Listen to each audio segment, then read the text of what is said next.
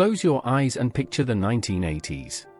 British roads were alive with cars that felt genuinely special, machines that promised something different, something bold. Some became legends.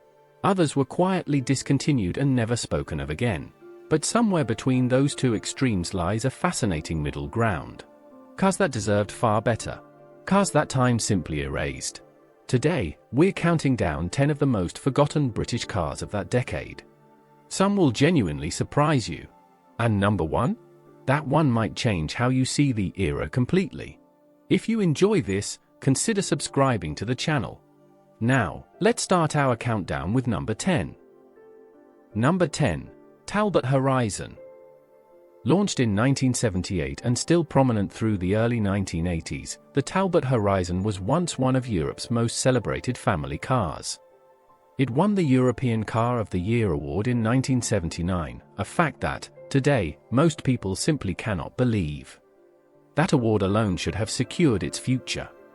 But here's where things take a turn. Talbot, as a brand, was being slowly dismantled. Peugeot had taken control of Chrysler Europe, renamed it Talbot, and then, rather ruthlessly, began winding the operation down. The Horizon got swallowed in that corporate collapse.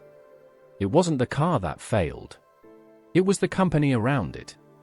Drivers who owned one described it as quietly brilliant, comfortable, practical, and well-engineered beyond its price. Yet almost nobody remembers it today. That is precisely the kind of story this list was built for. More forgotten gems are just ahead. Number 9. Reliant Kitten. Most people know the Reliant Robin. Fewer people know the Kitten. And that gap tells you almost everything. Launched in 1975 and sold throughout the early 1980s, the Kitten was Reliant's attempt to build a proper four-wheeled car, something that could stand alongside mainstream rivals on its own terms. It featured a fiberglass body, a lightweight engine, and a character genuinely charming in a very British way. But here's the part people forget. Reliant's identity was so deeply tied to three-wheelers that buyers simply could not take the Kitten seriously. It sat in an awkward space, too unconventional for ordinary buyers, too conventional for Reliant loyalists. On paper, it made sense. In reality, it fell between two audiences entirely. Few were sold, fewer survived, and today the Kitten has almost vanished from automotive memory. For a car this interesting, that is genuinely unfair. The story only gets stranger ahead. Number 8. Austin Ambassador. The Austin Ambassador arrived in 1982 carrying British Leyland's troubled reputation, already heavy enough to sink almost anything. It was a heavily revised Princess. And BL had already struggled to sell that convincingly. But here's the overlooked detail. The Ambassador was a meaningful step forward. It gained a proper tailgate, genuine build quality upgrades, and a refined interior that surprised the journalists who drove it early. And this is where its story quietly changed. Despite those improvements, the British public had already lost faith in BL entirely. No effort could outrun that reputation at the forecourt. It sold modestly, lasted just 4 years, and was replaced by the Rover 800, which received all the credit and attention instead. The Ambassador vanished without ceremony. A car that came genuinely close, arriving at entirely the wrong moment in time. But it only gets more interesting from here. Number 7. Triumph Acclaim. The Triumph Acclaim holds a strangely melancholy place in British automotive history. Launched in 1981, it was the last car ever to wear the Triumph badge, a name with genuine racing heritage stretching back decades. That alone gives it a certain quiet sadness. But what makes it truly fascinating is what it actually was. Under the skin, the Acclaim was a Honda Ballard, a Japanese car, assembled in Britain as part of a landmark partnership between British Leyland and Honda. And this is the part people always forget. That collaboration was deeply controversial at the time. Critics called it a surrender. Purists were furious. Yet drivers loved the car. It was reliable, refined, and comfortable in ways British cars of the era often were not. Its quality became its own contradiction. It sold reasonably well but killed the Triumph name in spirit. A bittersweet ending for a genuinely storied badge. Number 6. Panther Kallista. The Panther Kallista is a car that sounds like it should be famous. Launched in 1982, it was a retro-styled open-top roadster built in small numbers by Panther Westwinds, a company already known for eccentric thinking. Its body wore flowing 1930s curves over modern Ford mechanicals, with engine options from the Cortina and later the Sierra. And here's where things take a turn. Despite looking utterly extraordinary, the Kallista was never quite extraordinary enough to justify its price. It sat uncomfortably between a proper sports car and a weekend novelty. Performance was modest. Handling was unremarkable. But it had something rarer, genuine, undeniable presence. Wherever it appeared, people stopped and stared. Panther sold the model to a South Korean company, and production quietly wound down by 1990. It vanished without fanfare. Would you have chosen this back then?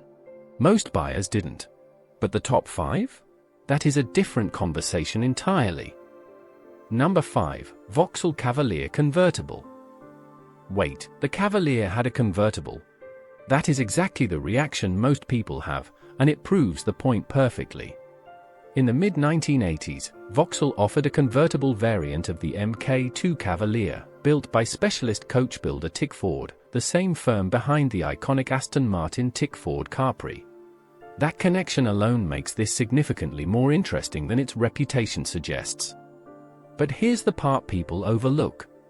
The Cavalier convertible was expensive to produce and expensive to buy. It sat at a price that pushed serious buyers toward dedicated sports cars instead. Only a few hundred were ever made. Today, surviving examples are genuinely rare and genuinely underappreciated. A car so connected to British coach-building craft deserved a far longer story. And this is where its quiet disappearance begins to feel almost baffling. You might want to stay for the top 3. It gets considerably better. Number 4. Austin Maestro Turbo. By the mid-1980s, Austin was under serious pressure. The Maestro had launched in 1983 to a lukewarm reception, and the company needed something bold to shift the conversation. Enter the Maestro Turbo. On paper, it sounded genuinely exciting, a turbocharged 2.0-liter engine producing 152 brake horsepower in a compact hatchback body. Those numbers placed it directly against the Golf GTI. And this is where things get complicated. The Maestro Turbo was fast. Startlingly fast. But the chassis couldn't quite keep pace with the engine. It was nervous at speed and unpredictable in corners. But here's the detail most people miss: drivers who truly mastered it absolutely loved it. It had raw, unfiltered character that the polished GTI simply never delivered. Discontinued after a brief run, it is almost entirely forgotten today.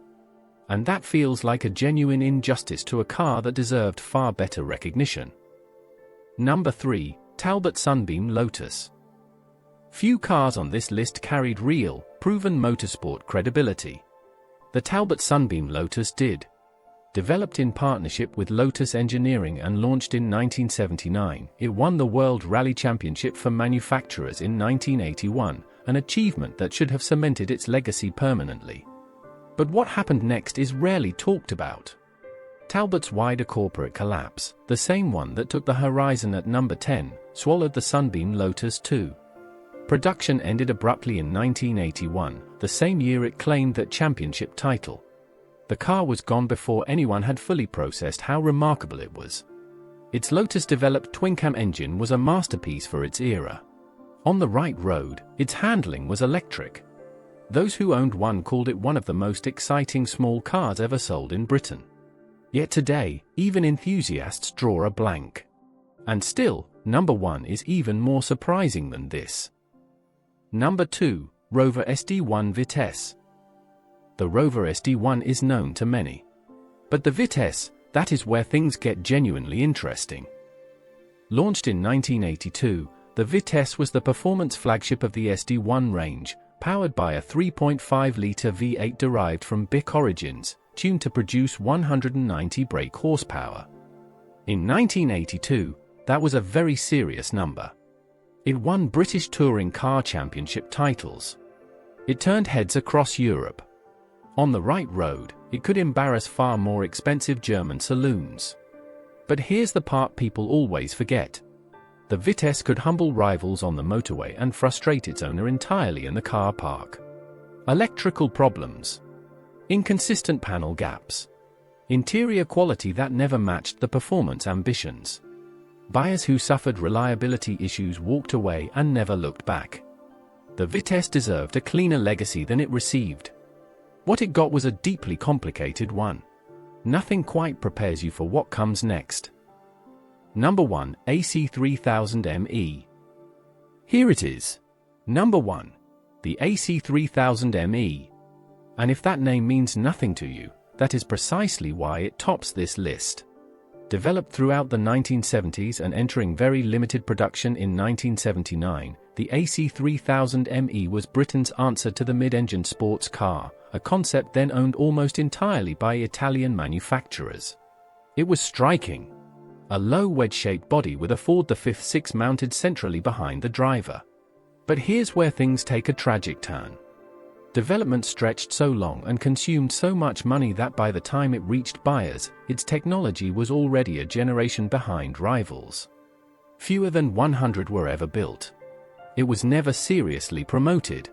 And it disappeared so quietly that most British enthusiasts have never heard of it. A mid-engine British sports car, built right here, in the decade that loved them most. Forgotten almost completely. Underrated beyond measure. 10 cars. 10 stories.